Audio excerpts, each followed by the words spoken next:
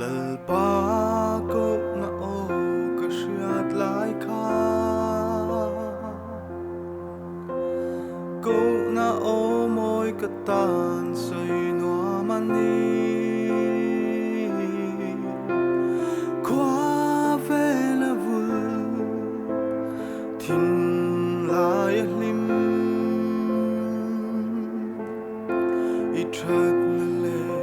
mal son na in min vu mangai na vang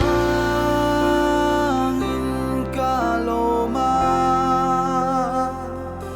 mangai vang in thorim le tor atleng he huna ya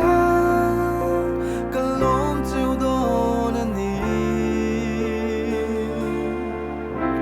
mangai na vang ani sia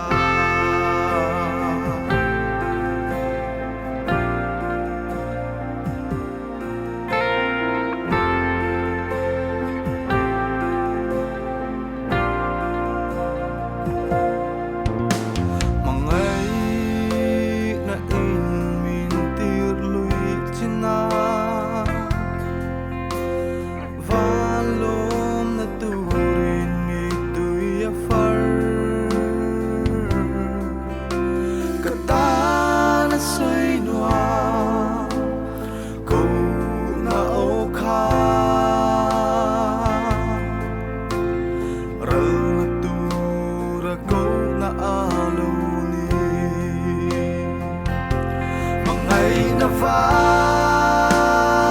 in kaloma mangai vang in thorim le tor atleng e huna hian kalom cheu don ani mangai na vang ani sia